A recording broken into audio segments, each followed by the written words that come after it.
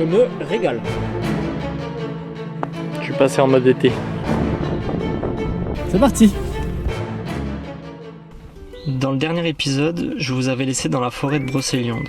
Ce matin, j'y suis toujours, mais je vais prendre la direction de la côte. Avant ça, je profite encore un peu de la beauté des villages que je traverse. C'est rempli de maisons en pierre avec des volets de couleurs et de petites ruelles toutes pavées. Il faut aussi que je me recharge en eau potable. Généralement, j'achète un pack de 6 bouteilles d'eau et j'ai 3 autres bidons dans lesquels je mets de l'eau pour faire la vaisselle, prendre ma douche et éventuellement la cuisine. Bien, allons voir ce que me réserve la côte. Direction le mont Saint-Michel. C'est parti.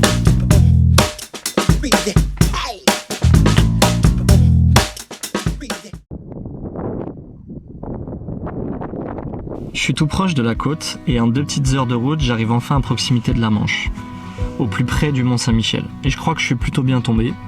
Au milieu de quelques champs, j'aperçois un petit parking en gravier et je décide de m'y arrêter pour la nuit.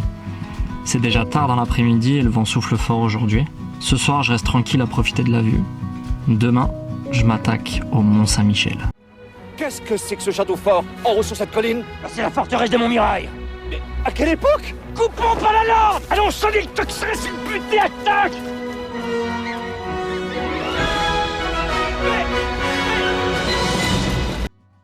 Salut tout le monde, aujourd'hui il pleut, mais on va quand même aller juste en dessous du mont Saint-Michel. On va pas le visiter, parce que c'est pas mon truc. Je suis sûr que c'est très beau à l'intérieur et tout, mais enfin dans les ruelles tout ça, mais c'est pas mon délire. Donc on va par contre essayer de se rapprocher au maximum. J'ai regardé un petit peu comment ça se passe au mont Saint-Michel. Je suis à 4 km tout droit du mont Saint-Michel. Le parking, lui, il est à 2,8 km du mont Saint-Michel, donc il me reste encore 1 km 2 pour arriver au parking, quelque chose comme ça. Le truc, c'est que si je me gare sur le parking, c'est avec ma voiture, c'est 14 € si j'y reste 3 heures, et c'est 17 € si j'y reste plus de 3 heures. À savoir que dans ce prix-là, il y a une navette gratuite qui vous emmène, en fait, une fois que vous êtes au parking, il y a encore 2,5 km pour arriver au mont, et donc il y a une navette gratuite qui vous emmène jusque là-bas. Sauf que dans cette navette gratuite, les chiens ne sont pas autorisés. Ce qui veut dire que là, on va laisser la voiture où elle est, donc au milieu des champs, et on va se faire une petite marche. À savoir que le temps, c'est mitigé, c'est mitigé. Donc on se fait ça, et puis dès qu'on aura fini, on commencera de longer la côte tranquillement, direction Saint-Malo, dans un premier temps. Allez, c'est parti.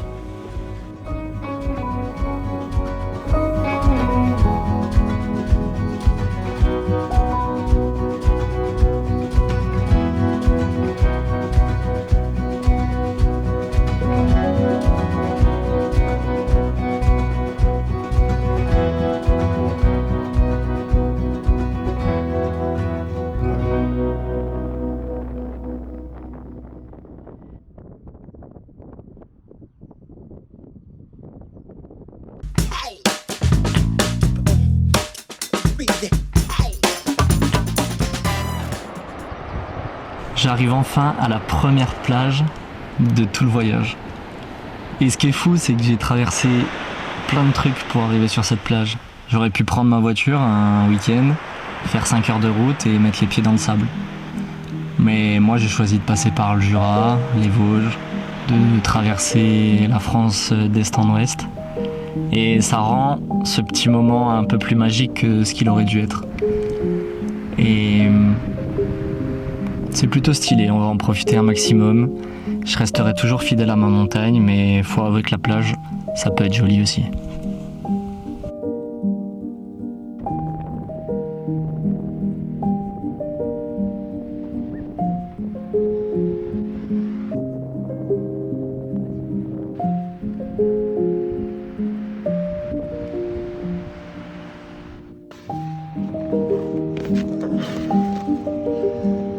Bon, j'irai pas jusqu'à vous dire que j'ai bien dormi. Elle, apparemment, oui. Mais... Je crois que c'est un réveil qui vaut la peine, non? Sur la route de la côte, juste après Dinard, je décide de m'arrêter dans un petit parking où il y a des chemins de randonnée qui partent. Finalement, je vais rester dans cet endroit 3 jours parce que le temps est plutôt cool et les paysages aussi.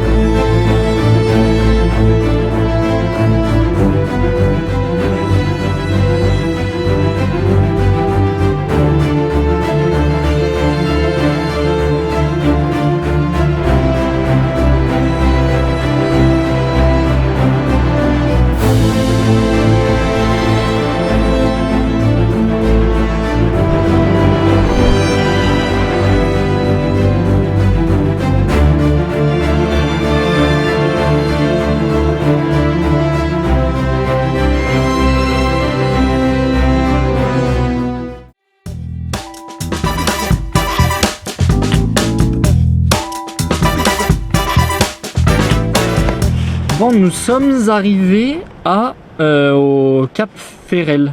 Comme ça que ça se dit? Cap Ferrel. Pas de réseau. On est au Cap Ferrel. Mais enfin, ça va pas!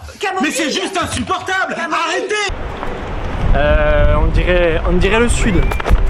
Il y a des forêts de pins. Franchement, c'est joli. Le lieu, il est connu pour ses falaises. Donc c'est cool d'être là.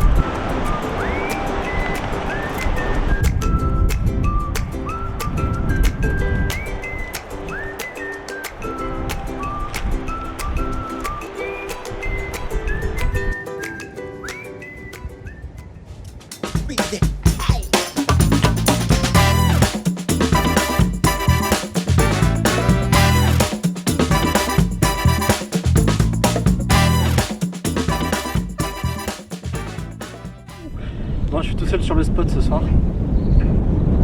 Et quel spot! Ils annoncent un peu de vent, mais je pense que je vais pouvoir dormir dans la tente. Là, il doit être 21 h, un truc comme ça. Donc je vais la déplier, il commence de faire froid. Ensuite, on se met un petit film à l'intérieur. C'est parti!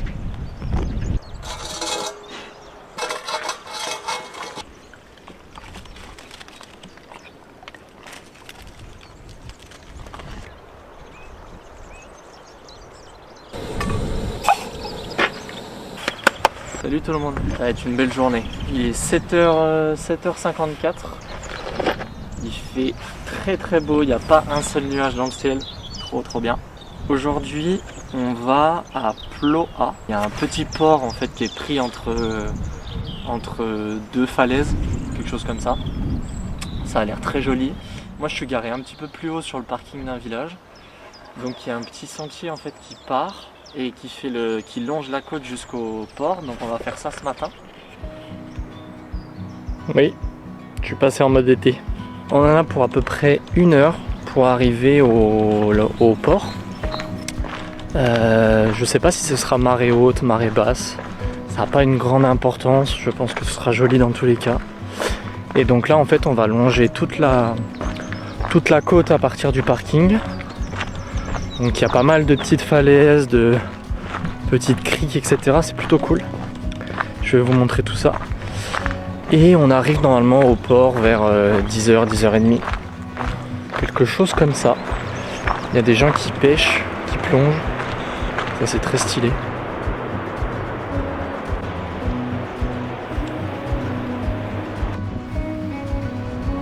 Je suis ultra surpris par la Bretagne, par les paysages, par tout ça. Je m'attendais pas du tout à ce que ce soit aussi beau. Je pensais que ça serait très rocailleux, avec des plages de galets, etc. Pas du tout. Il y a des plages de sable fin tous les 5 km. Il y a des paysages, de toute façon vous le voyez, il y a des paysages de fou. C'est vraiment sous-coté, je pense. Et peut-être pas assez connu, même en France. Enfin, moi j'étais jamais venu en Bretagne, c'est pas la destination où tu vas en premier, quoi. Tu vas à la Méditerranée, tu vas en montagne. Et la Bretagne, c'est plus un week-end où tu sais pas quoi faire, quoi. Alors que honnêtement, je pense que ça restera la plus grosse surprise en termes de région que je vais avoir dans mon voyage. Parce que je m'attends à ce que les Pyrénées ce soit incroyable, les Alpes je connais, mais la Bretagne, puis c'est varié en plus. Chaque plage est forcément chaque plage est différente. Je me régale.